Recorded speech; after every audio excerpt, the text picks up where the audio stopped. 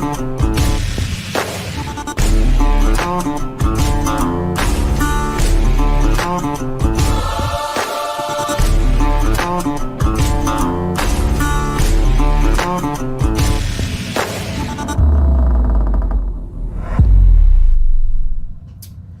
the Lord answered Job out of the whirlwind and said, Who is this that darkens counsel by words without knowledge? Dress for action like a man. I will question you, and you make it known to me. Where were you when I laid the foundation of the earth? Tell me, if you have understanding. Who determined its measurements? Surely you know. Or who stretched the line upon it? On what where its bases sunk, or who laid its cornerstone? When the morning stars sang together and all the sons of God shouted for joy. It's the book of Job, chapter 38. It's the truth. There's a time for reckoning. I am very conflicted with how I want to take the direction of this live stream.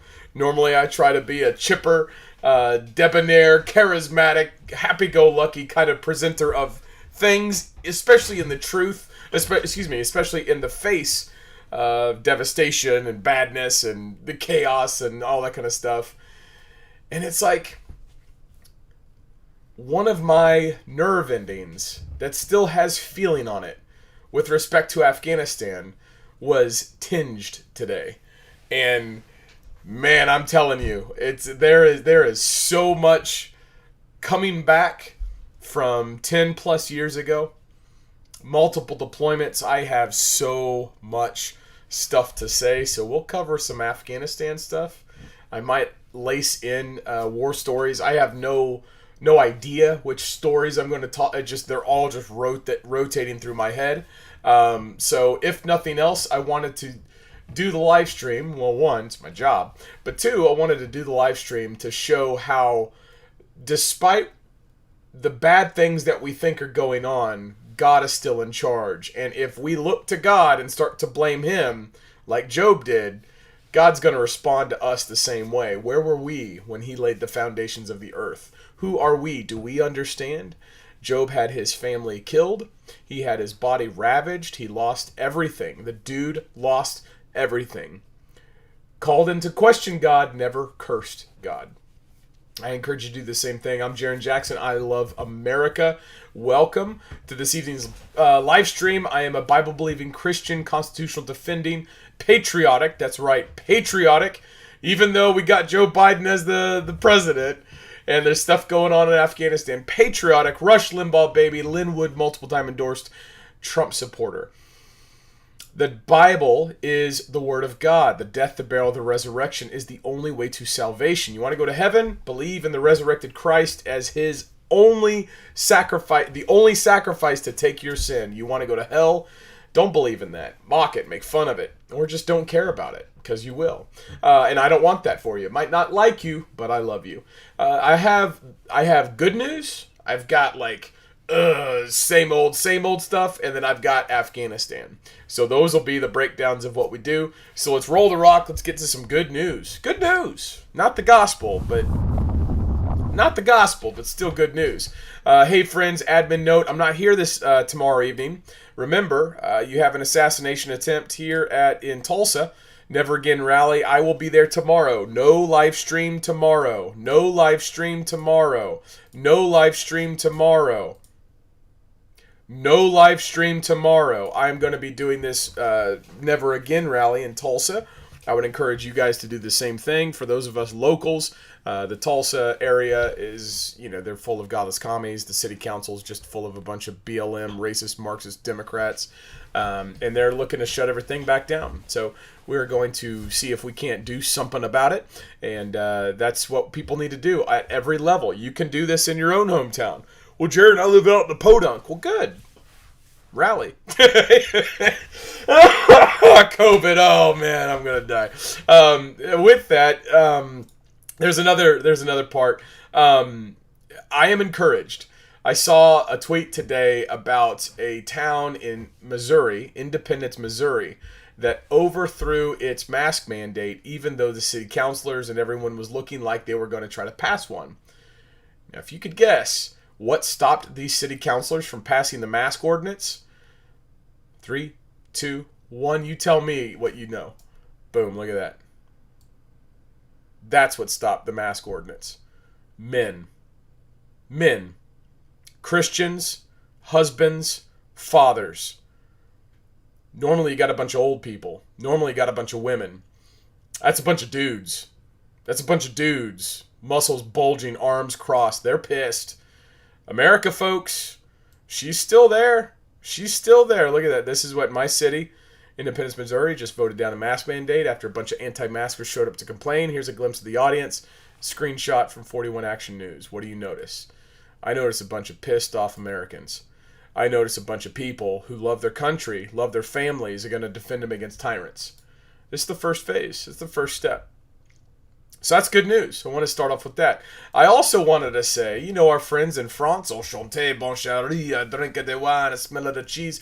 The businesses are refusing to enforce the vaccine passport. This is from yesterday.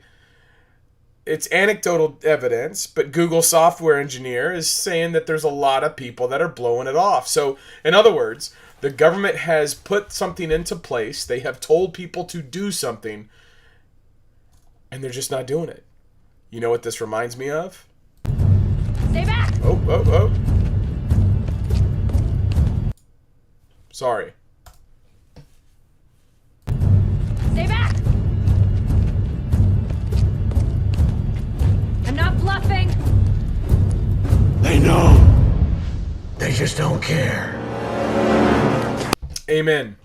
They know. They just don't care. My friends, do not comply. Do you understand that all of the anxiety or discomfort or uncertainty or fear that you may have, it's all here. It's all here. These godless commies aren't making you do anything.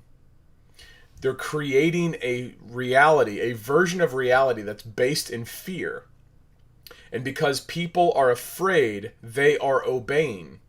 You should not obey. From that woman's argument yesterday in San Diego when she said this is a constitutional republic and the consent of the governed is what just government derives its powers from, we the people remove our consent. We withdraw our consent.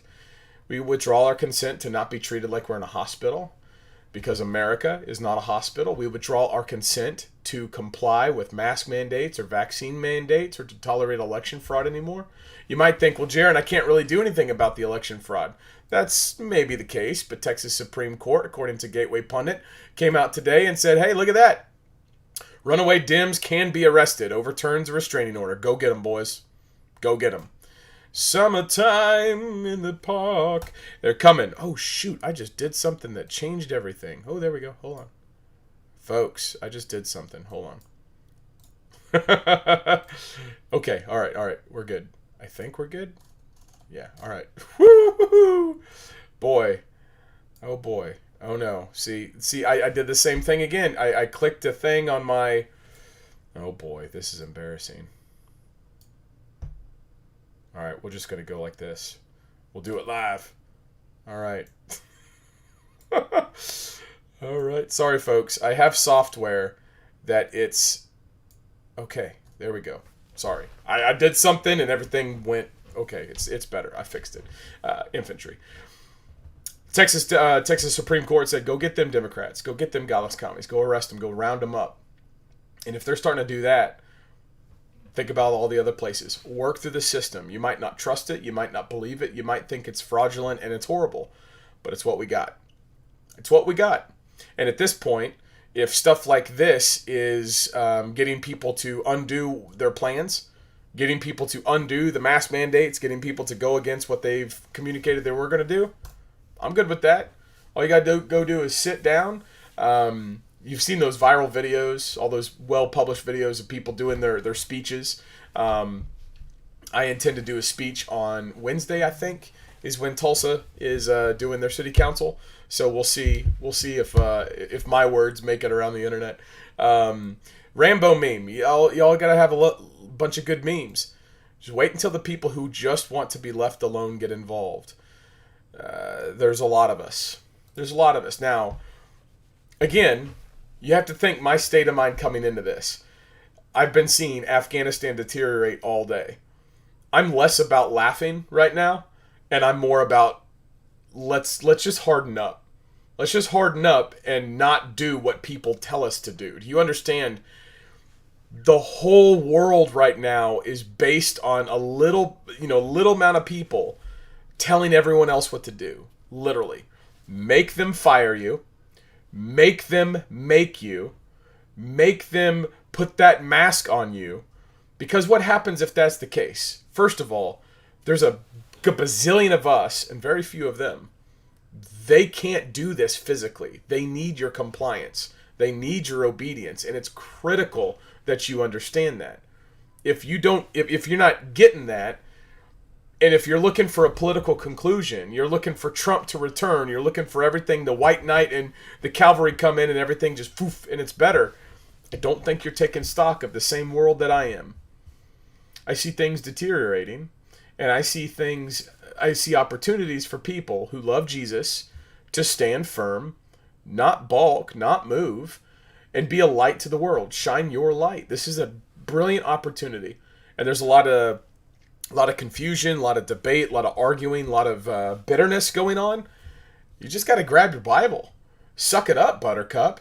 Job had his whole family killed. Satan personally went to God and said, let me go get this dude. Let me mess with his body. And God's like, yeah, sure, go for it. Ravage the guy. Never cursed God. We need to get our priorities straight because they actually haven't yet physically started doing things to us. Like the physicality hasn't yet happened in America. It's happening in Afghanistan, but it hasn't yet happened in America. So for all the people that want to talk about stuff, we're not there yet. With that, I want to get back to what was that meme? Where did I put it? This just wanted to reiterate this real fast. Rise a knight! Rise a knight!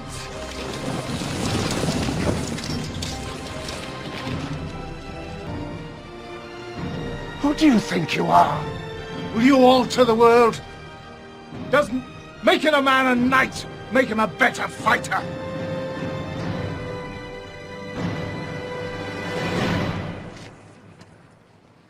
Yes.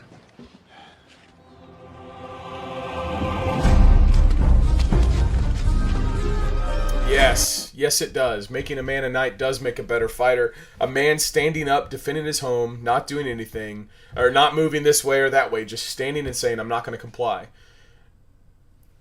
They need you to fear them. They need you to obey.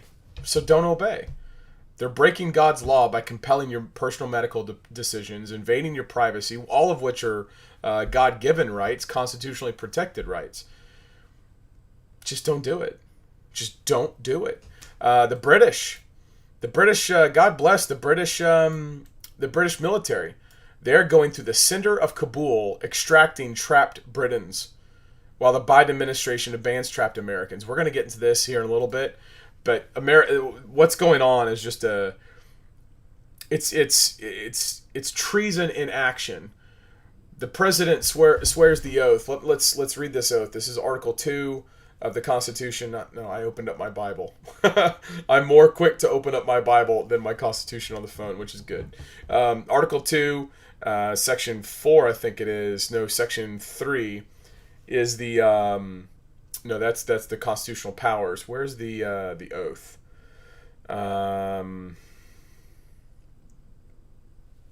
It's Article 1, or Article 2, Section 1. Down there at the bottom. Yeah. Down there at the bottom, so Article 2, Section 1, Clause 7, this is the oath of office. I do solemnly swear that I will faithfully execute the office of the President of the United States and will, to the best of my ability, preserve, protect, and defend the Constitution of the United States. I think you're witnessing treason. I think you're witnessing the destruction of America's hegemon. I think it's on purpose. I don't think it's on accident. I think it was planned insofar as just like you would plan to destroy a building. I think this is what's going on. I think what you're seeing is the transferal of power away from America to other client states, to smaller not near peer competitors, but to near peer competitors. And as a result, it's like when a big whale dies out in the ocean, every animal starts to like take its chunk of flesh. That's what's happening in the American empire right now. The RNC, we're not an empire, but we are. The RNC finally admits they did bad stuff that bad stuff was happening in Arizona. And why is this? That's because the Arizona audits are coming out. This is good news. And my last good news here, Don Jr., we got outsmarted by men who have sex with goats. Quick war story. I had an LRAS. An LRAS is a long-range reconnaissance and acquisition system. It can see, I don't know if that's secret or not, but it can see a long way, and it's got a FLIR sight, so it can see infrared, and it can go white hot or black hot, so you can see stuff really, really well. That's the way. In 2010, I was up on top of a tower with one of my guys, and he was up there. He's like, "Sir, come up here and look at this." And we said, "What's up?" And sure enough, two dudes going at it with a goat. It's real. Like, that's their culture, sexually repressed, so they take it out on their livestock. Let's roll a rock.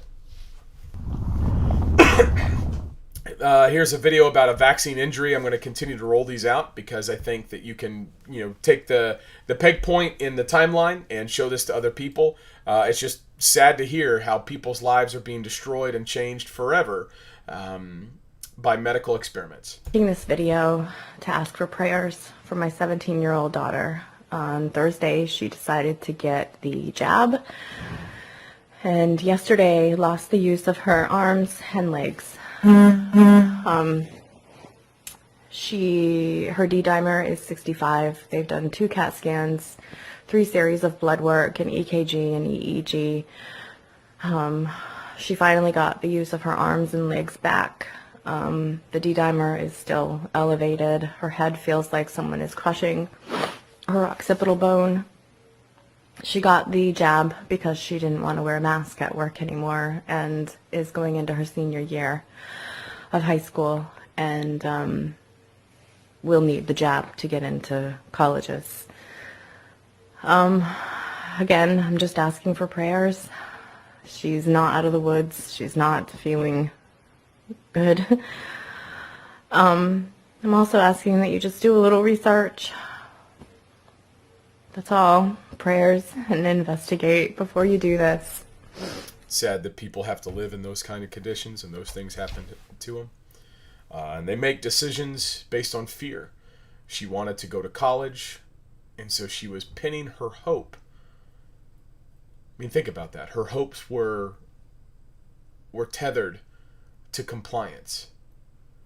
We aren't living in a free country.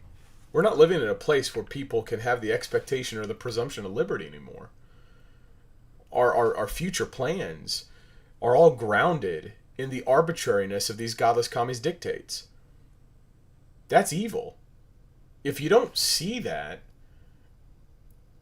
I don't know if you're made of stern stuff to withstand what's going to be coming. Do you think that they're just going to quit? They're already saying that there's going to be boosters. They're already saying that they're going to continue to do things as the variants continue to go. At this point, I question whether people are so willing to not die or so willing to be comfortable that they'll believe any lie. They'll believe the lie of LGBTQ. They'll believe the lie that America is racist and BLM.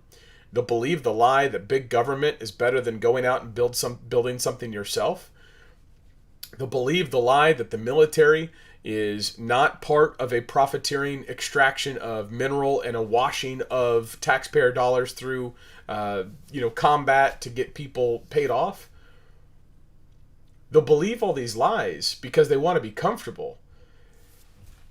And I'm wondering, at what point do people become sufficiently uncomfortable and the lie is just too big for them to believe?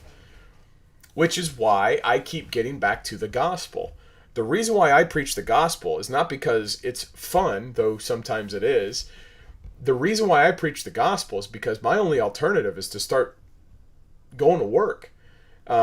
I struggle severely with anger at these people that are breaking the law, shredding the Constitution, preying upon other people who don't have the same ability to withstand, or because their mental faculties have predisposed them for whatever reason, whatever lie they've bought, they've been predisposed to deception and to fear and to defeatism.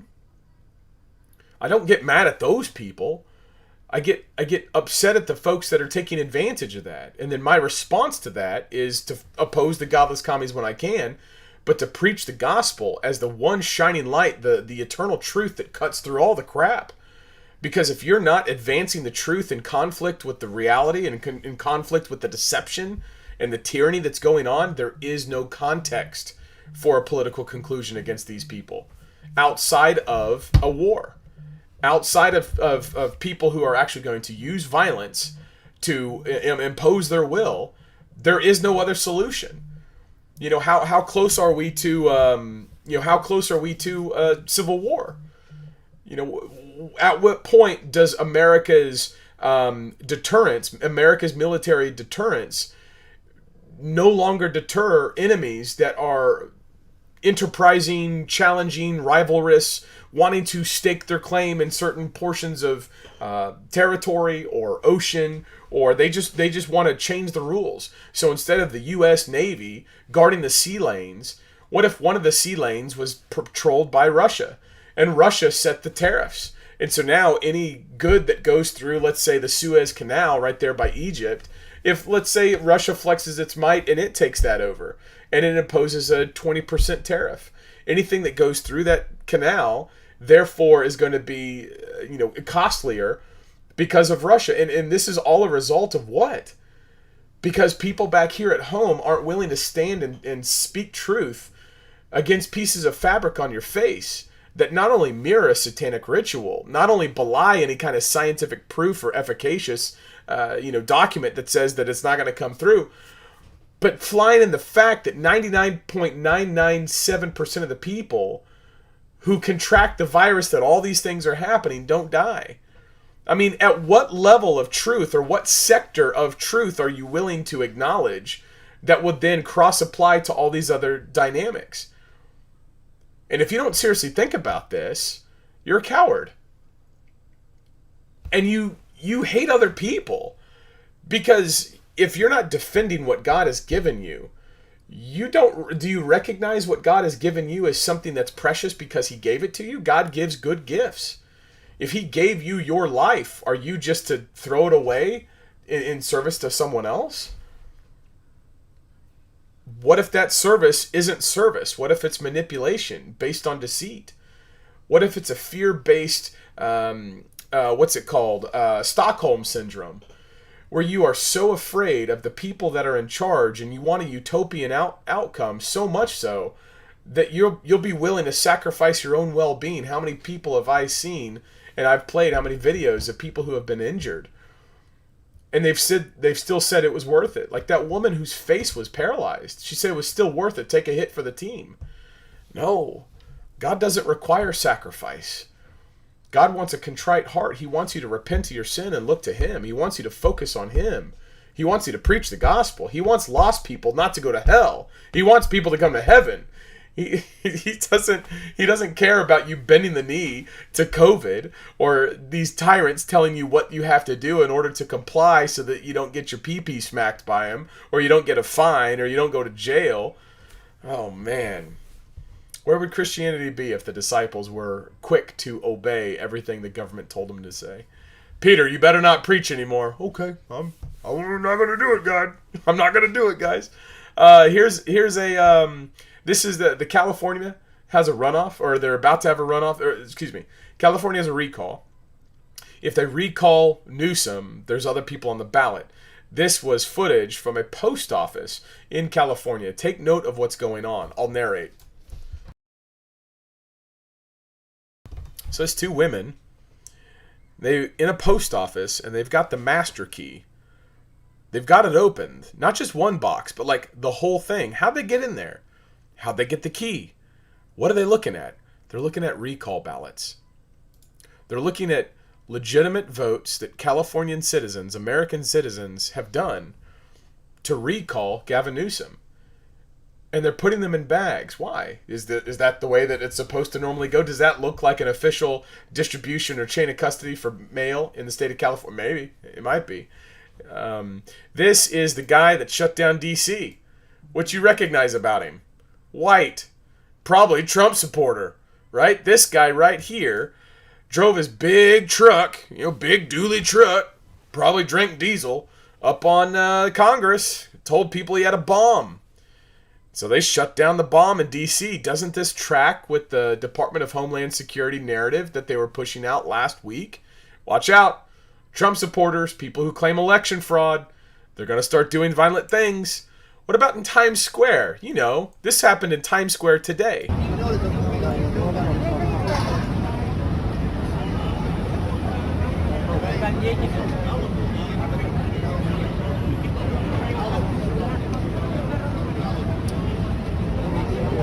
Yeah, so they have they had a lockdown in Times Square too. Another bomb threat there, a bomb threat in D.C., and it's like, you go a long time without having any bomb threats.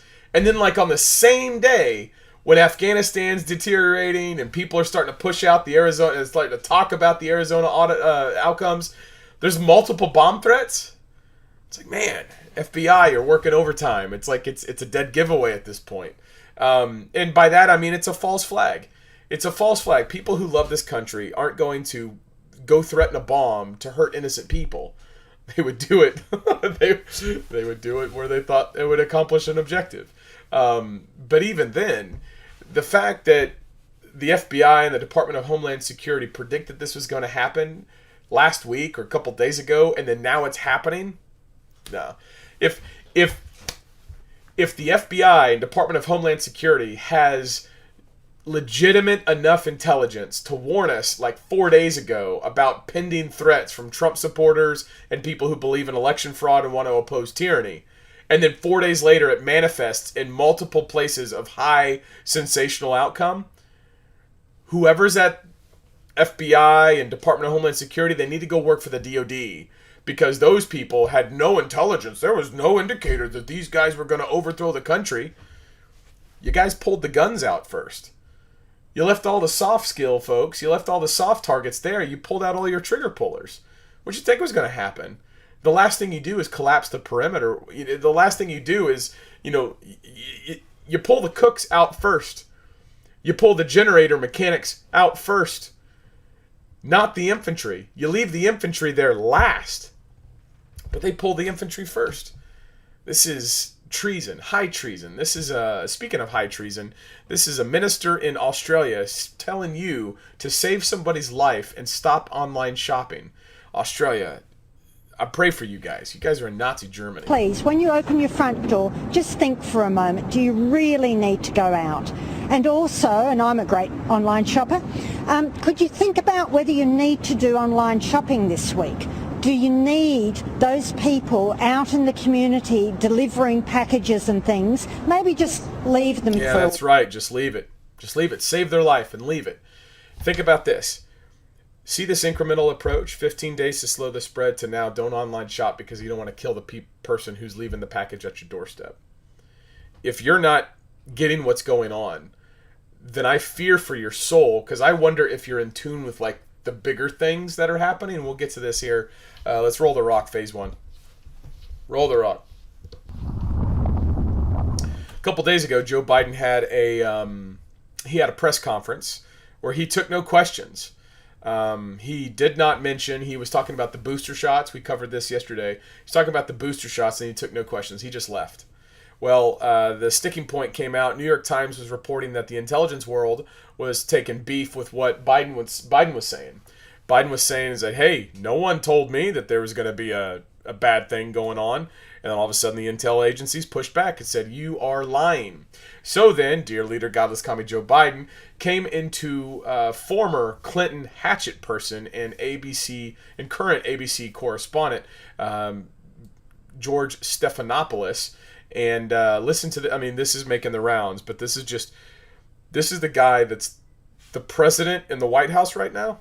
Look at what's happened over the last week. Was it a failure of intelligence, planning, execution, or judgment?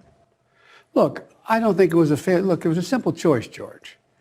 When the Taliban, let me put it another way.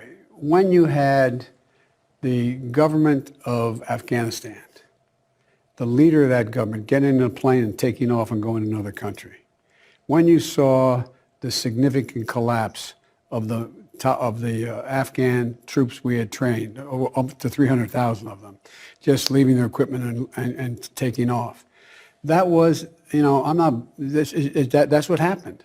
That's simply what happened. But we've all seen the pictures. We've seen those hundreds of people packed into a C-17. We've seen Afghans falling. That was 4 days ago, 5 days ago. What did you think when you first saw those pictures? What I thought was we have to gain control of this. We have to move this more quickly. We have to move in a way in which we can take control of that airport. And we did. So you don't think this could have been handled, this actually could have been handled better in any way? No mistakes? No, I don't think it could have been handled in a way that we're going to go back in hindsight and look, but the idea that somehow there's a way to have gotten out without chaos ensuing, I don't know how that happens. I don't know how that happened. So for you, that was always priced into the decision? Yes. It's kind of like the magic wand. Obama's magic wand. What is he going to do? Just use a magic wand and bring all those jobs back? I don't know why the chaos happened. Chaos happened because you took the guns off the streets, homie. Chaos happened because you pulled the trigger pullers back and you exfilled them. When you don't have people that stand ready to do violence on behalf of weaker people against the aggressors, what do you think the aggressors are going to go do? And this is the corollary for the American people. These people, that guy right there is leading the country. He's in charge. Don't do what they say. They're gonna come down with a national mandate. Don't do it. Don't obey. What are they going to do? If the military is willing to leave Americans overseas, maybe they'll be willing to leave you alone. Back here. I am really conflicted with this. I'm not conflicted at all. I'm frustrated with what to say, because I understand that if the in the head dialogue was running stream of conscious without any kind of filter, well, quite frankly, people would hem me up. They would come to arrest. They would come to limit where I'm at. What's going on is treason. What's being propagated to the people is mass deception. What is being created for many people to believe is deeply unethical. It's evil. And I believe it's setting up for end times type of stuff. I believe this Afghanistan debacle is a mission. I believe it's an operation by the godless commies to deteriorate America's standing. And while I and you most likely don't have any influence on what's happening in Afghanistan, you and I do have influence what's happening here in America. You understand America is the bastion of freedom that the world looks to. And if we do not exist, there is no other place for freedom. There is no other light. Correction. The light is Jesus Christ, and the Christian church is always going to be there. God has given the world a reprieve, generally speaking, by elevating America to superpower status. When God gives judgment to a country, he usually gives them what they want. America chose fornication. America chose to destroy her marriages. America chose to destroy her pulpits. America chose to preach a calm, mellow, lukewarm gospel that doesn't mention sin, that's more about having parties and reaching out to lost people. No, you don't reach out to lost people. You preach the lost people the gospel, and then God will do stuff. You don't try to, temper the message of the gospel, because people need to know the severity of sin. They need to have a biblical view of how evil they are and how bad the world is, so that they can begin to understand how gracious and good and loving Jesus is. If Jesus is your homie, then you don't really understand sin. Jesus is your king. Which we get back to this Afghanistan stuff. America, if you read the scriptures, and this is my prayer. My prayer is that, God come quickly. Because what's happening is you have America is taking a step down, and it doesn't seem like the godless commies are doing anything about it. It seems like they're letting it happen. If the British people, no offense to my British people, but y'all are on a freaking island, right? If the British military is going into Kabul to extract British citizens, but the American military isn't doing the same thing.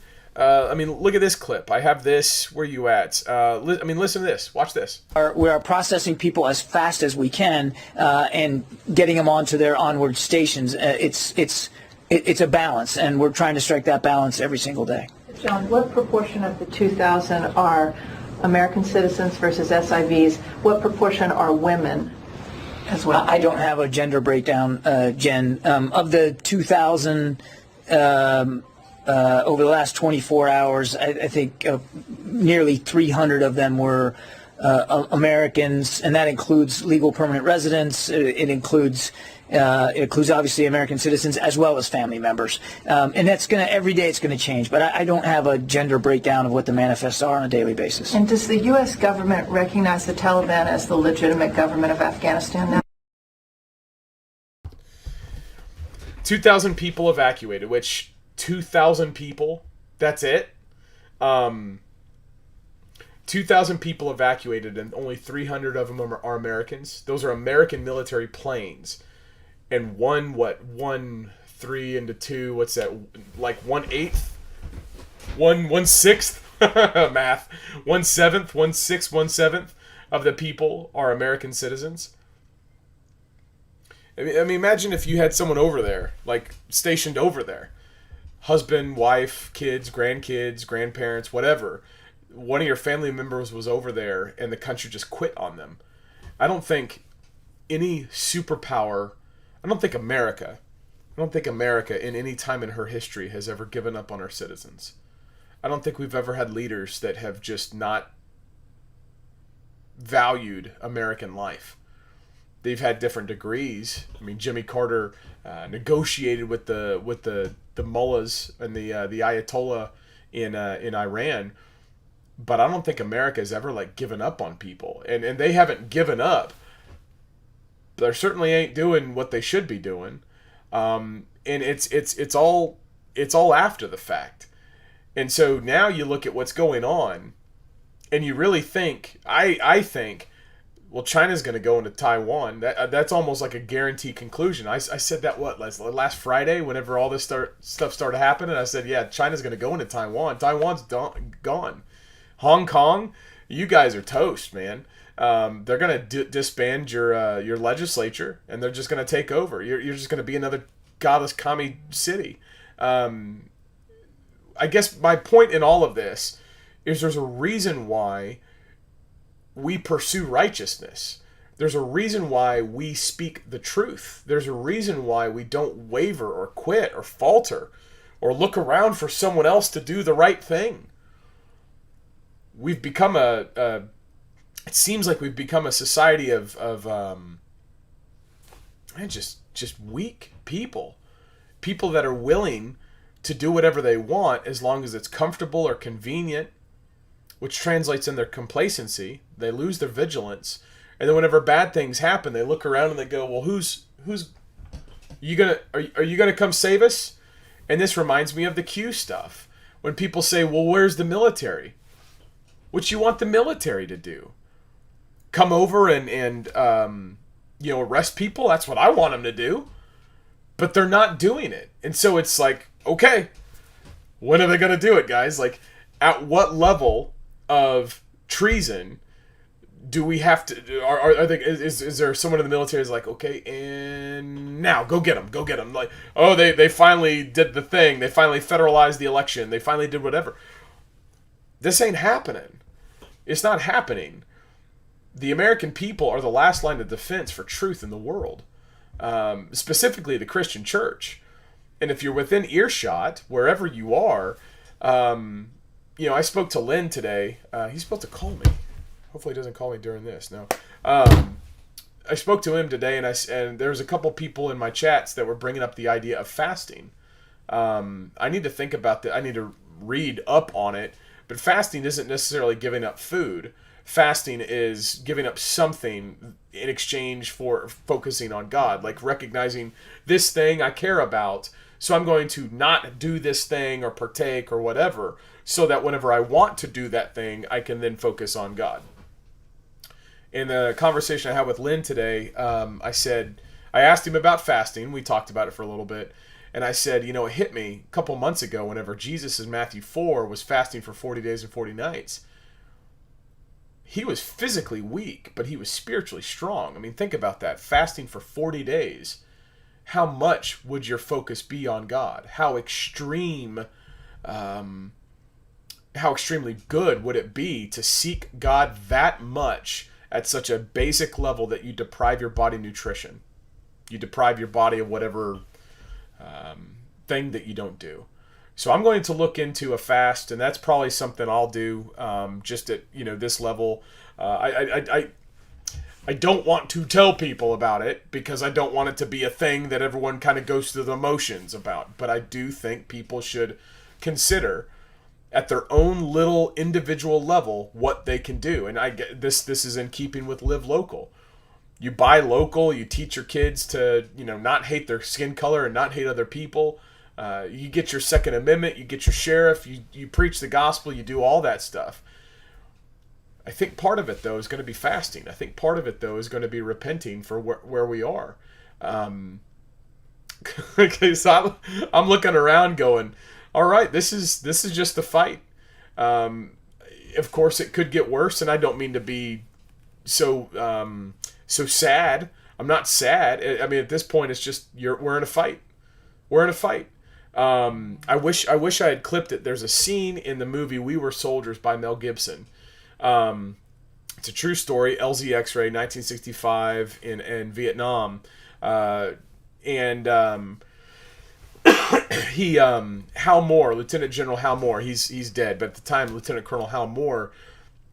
He's portrayed by Mel Gibson, and there's this time where it's just like people are getting shot all around him. And having listened to a General Moore lecture at West Point whenever I was there, like he referenced that spot in the movie, and Hal Moore said that he told Mel Gibson, he goes, that needs to be in the movie. Like this moment where it is in the movie where he's looking around, he's literally looking around, and people just dying, blow up, dying, Vietnamese doing stuff.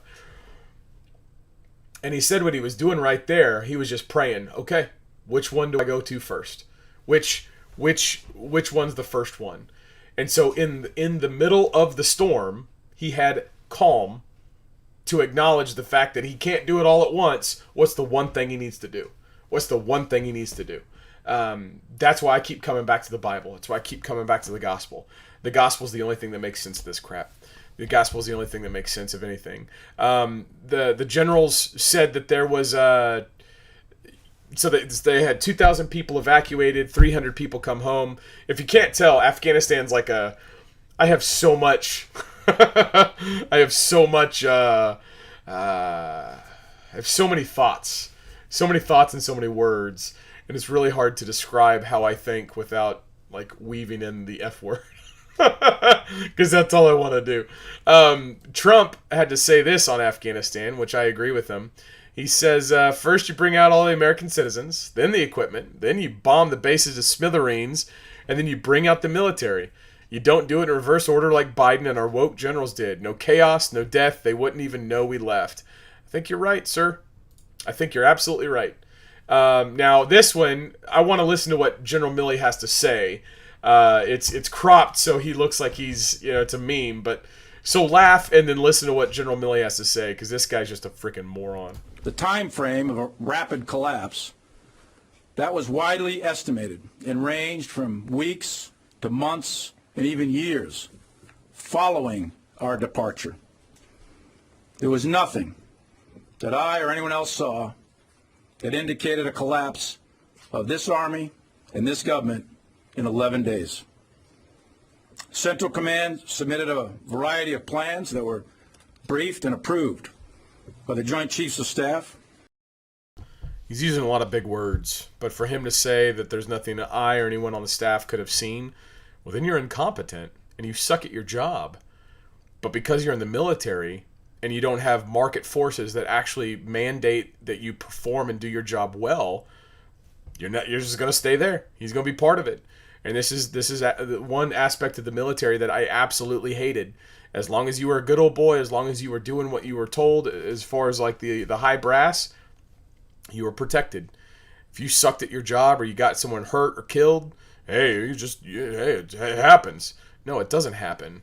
Whenever you pull out of a theater, whenever you do any kind of retrograde operation, everybody, including this former infantry captain, knows that you augment your retrograde force with additional security forces, because that's the time when you are operationally, strategically, tactically at your weakest, when you're leaving. I mean, think about it. You're leaving. You need to augment with more guns to make sure that you're not exploited because you're more vulnerable. The guy's a moron. And the guy's an infantry guy. He's an infantry guy. That's what makes this so frustrating for me. He's an infantry guy. Now listen to all the stupid big words he's saying. Joint Chief of Staff and planned and rehearsed and executed. He's giving you military jargon. This is pure. He's a general. That's all I can say. He's a general. The Secretary of Defense and the President. These plans are coordinated, synchronized, and rehearsed. Coordinated, synchronized, and rehearsed. False. It was not coordinated, synchronized, or rehearsed. Did you guys actually show me the rock drill? Show me the car whenever you guys are going out there rehearsing the retrograde from Afghanistan. Like, where is it? Show me the named operation where you call for the augmentation of security forces with plussed up ammo so that they can actually shoot people. Show me the ROEs. Publish what the commander criteria were for actions on the objective. Show me those things, because I call BS. I think he's lying to people, and I think you can't see because it says it's not okay to be white, but he's hiding behind all them medals and that uniform that he's wearing. And the psychological bent here is that Americans are going to trust the uniform, they're going to trust the medals, they're going to trust the flags, they're going to trust an old and crusty dude that's using words that sound professional because they're designed to be like that. They're going to trust professional language, even though Afghanistan's going to hell. And there's tens of thousands of Americans over there with no hope, little expectation of return, with a murderous Islamic enemy coming to put a bullet in their head and a genitalia up their you-know-what. Keep going. To deal with these various scenarios. One of those contingencies is what we are executing right now. As I said before, there's plenty of time to do AERs and key lessons learned, and to delve into these questions with great detail. But right now is not that time. Right now, we have to focus on this mission because we have soldiers at risk. And we also have American citizens and Afghans who supported us for 20 years, also at risk. And that's one of the things that I don't like the most. He said we have soldiers at risk. Yeah, that's their job. You put soldiers at risk to defend Americans. You put soldiers at risk to defend America's sovereignty, to defend the Constitution. If someone's stranded, the soldier's the first one to go. Why? They volunteered, man. That's the job. You put them in harm's way to do violence to evil people that stand to hurt Americans or to diminish America's influence and role in the world. You do this because you value and understand and believe America to be a force for good. Don't talk to me about putting soldiers at risk. Those soldiers knew exactly what they're supposed to be doing. And if they are at risk, you know what you do? You let them fight the fight. You let them do it. One of the very first fights I was in, I had a soldier from Atascocita, Texas, and getting shot at. He's got his rifle up, looking down the scope, turns his head away from the enemy shooting at him, turns his head to me and says, "Sir, can we shoot?" I mean, that was 2010. I pray for these guys that are over there right now in 2021 with all of this woke stupidity going on. And I really feel bad if you got a tranny on the line with you, or a woman, someone who's never been there and someone's there to like make a point. No, you're there to kill people. You're there to kill people and rescue Americans because the situation has deteriorated beyond anything that's ordered. And as far as like doing your lessons learned and your AARs, what you need to do is fly a bunch of people who are in the military there, shoot everybody who's carrying a weapon, leaflet the place and say, if you carry a weapon, we're going to shoot on sight. Lock it down. Kill everybody who's carrying a weapon and looks like Habibullah. And then whenever you do that, then you can reassert control. Then you get your people out of there, spike the equipment or whatever if you don't want to leave it for enemy hands, and you diddy Mao out of Afghanistan. That's how you should have done it. Be very aggressive and deliberate. But what we've done is we've negotiated with our enemies while we've compelled our citizens. That's what this administration's doing. It's negotiating with the worst of people who believe in a sodomite, satanic prophet who had sex as a 53-year-old person with a 9-year-old girl, and they're ravaging innocent people in Afghanistan. We've allowed them to negotiate with those folks, and Trump didn't negotiate with them. He brought them to the table understanding that we're leaving, and you guys aren't going to mess with us. Even in that negotiation, it was a position of strength. What Biden's doing is not a position of strength. He's the one being dictated to. Now, if you're an American soldier, if you're a Marine and you're overseas in Afghanistan right now, if you don't have a permissive ROE, you're going to go over there to get shot or potentially hurt, trying to rescue Americans with an administration that already flubbed it up the once and is now not putting you in the position where you can be effective. This is frustrating for me. This is frustrating for me. I'm going to play two more videos. I'm going to show you what the world is thinking, and I'm going to end it on a good note because there's still good that's happening right now. So second to last video, watch this. Biden, listen to me carefully. You destroyed not Afghanistan, but the world. Taliban are best friends with Al-Qaeda and ISIS. All they're going to do, use our land to build our resources, to build and to destroy the world. You right now, you are on vacation and our country was burning and bleeding to death while you're on vacation and you call yourself a president. Yeah. That's powerful. There's a reckoning. Either God is accelerating the timeline, which he clearly is, because he's about to bring judgment on the world, and all this chaos and uncertainty is your signal. It's your opportunity to get right with Jesus, which is to believe the gospel, repent of your sin, and trust in the resurrected Christ, because this stuff is only going to get worse. It's only going to escalate. Now, where I'm torn on this is that I don't know. I don't know when God's coming back. I don't know when Jesus is going to rapture his church. I don't know when those things are going to happen. I believe they're going to happen because the Bible says so, but I don't know when. So my conflict, and just where I'm at personally, is I don't know if this is just a really bad time and God's going to, drag us through and we're going to, see something better on the outside, however long it takes. We'd be sold into slavery or bad things happen. I don't know if that's going to be the case, and then, we still got time. I don't know. Or I don't know if Jesus is coming back like in the middle of this live stream, because that's what I would prefer. I would prefer to, never do this live stream again because I'm raptured and I'm with Jesus in heaven for all of eternity. Amen. Maranatha. But at the same time, I know I can't quit. I know I can't just give up and be complacent. I must be caught serving the Lord. I must be caught glorifying God. That's the objective. And right now, there is plenty of tyranny. There's plenty of coercion and evil. Take your pick, man. Like, what vertical do you want to go oppose evil on behalf of God? What place do you want to defend and advance righteousness?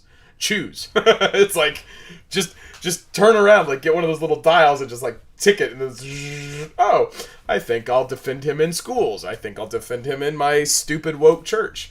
I think I'll defend him in the public square. Where are you going to go advance truth? Where are you going to go preach the gospel? We still have babies being butchered every single day. You still have political prisoners from January 6th. Dudes getting their eyes gouged out. One guy's still in solitary confinement. There's so much evil going on in the world. And I wonder, at what point do Christians, do we stand in solidarity and preach the gospel? Do we speak truth against this evil? Because that's what keeps evil in check. That's what resists it and restrains it, is the Holy Spirit. 1 Thessalonians 2. Or 2 Thessalonians 2. Anyway, the last video that I got for you is this one. Watch this. Baby.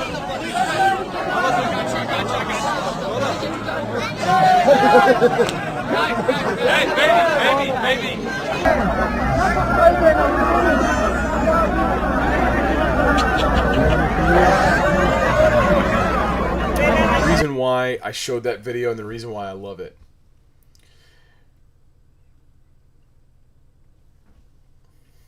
There was a story. We were coming back from a patrol, and a little kid, probably 8 years old, 9 years old, runs out to me. He's talking Pashto, and at the time I didn't really understand. And I didn't understand, and I didn't know what he was saying. And at the time, the interpreter, my terp, I looked at him and I was like, "What's the kid saying?" He's saying, "Please take me with you. Please take me with you." And I said, "I can't take this kid. I'm not going to take an 8-year-old kid to me. Come on, man. Get out of here." And I was like pushing him away. I gave him some candy or something, and he just kept coming. And then from roaring inside the little kalat, kalat's just a house, like a mud hut, his dad comes out. His dad's got a stick. His dad's pissed. His dad's yelling. But his dad doesn't approach us. Now, I'd been there for a couple months at this point. I didn't really understand the language, but I knew enough about the culture. And I knew that the father was going to punish his child. And in Afghanistan, they don't have child protective services. They don't have any kind of laws that protect kids. Zero. None. And that kid looked at me. That 8-year-old kid looked at me, and he kind of slunk down, and he went back to his dad. And his dad, in front of all of us, took the kid's arm, raised it up, and broke that kid's leg with the stick that he had. Because the kid dared disrespect his father by coming to the Americans and asking us for help. And I wanted to kill that dude. I did not. We did not. Because I recognized that if I kill that guy, then everyone's going to be pissed at me, and then that means that I'm going to have more enemies. But in that moment right there, I just wanted to put a bullet between his face. I had one guy that was a soldier. He had 4 kids. He walked over and he about smoked him. And I said, "Dude, we're not here to do that." And I think back on that situation, because now I have little kids. I think back on that situation. Part of me, there's a big part of me that regrets that. I regret not defending kids because I didn't want to upset the adults.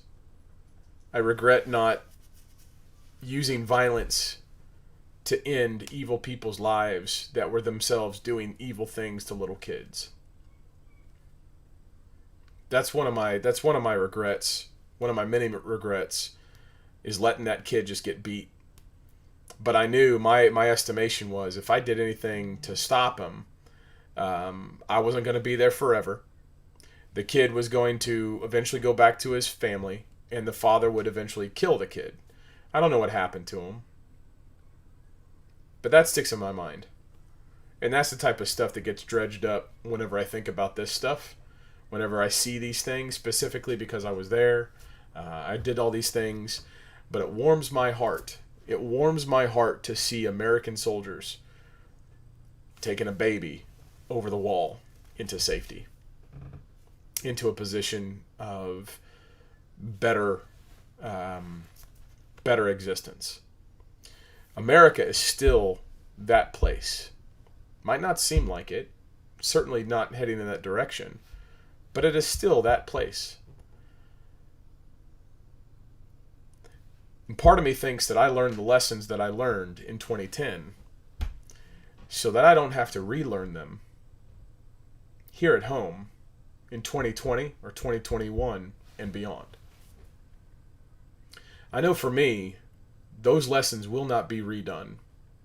I know for me, what I am able to do, what I am able to say, what I am able to withstand. My prayer is that you do the same type of reflection and investigation. My prayer is that you begin to take stock of where you can stand firm and preach the truth into this evil. Because I think the time is coming when people are going to have to make that decision. And my prayer is that that's not the case. As things continue to go there, I don't want that. I don't want that. Because images like this, they rekindle the old professional side of me. They rekindle, I should say, that part in me that did stuff. So, thankfully, I have Jesus. Thankfully, we have the gospel. The gospel is the death, the burial, the resurrection of Jesus Christ, the only way to go to heaven. And that's who I take this to. I have a lot of energy towards what's going on, and I take it, I put it at the foot of the cross. I take all of that, I put it at the foot of the cross, and I just take it off my back and put it right there.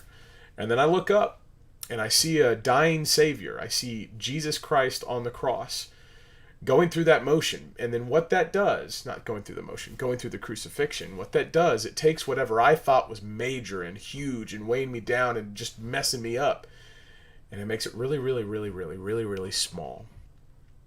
Because I'm looking up at the infinite solution to the infinite problem that I had.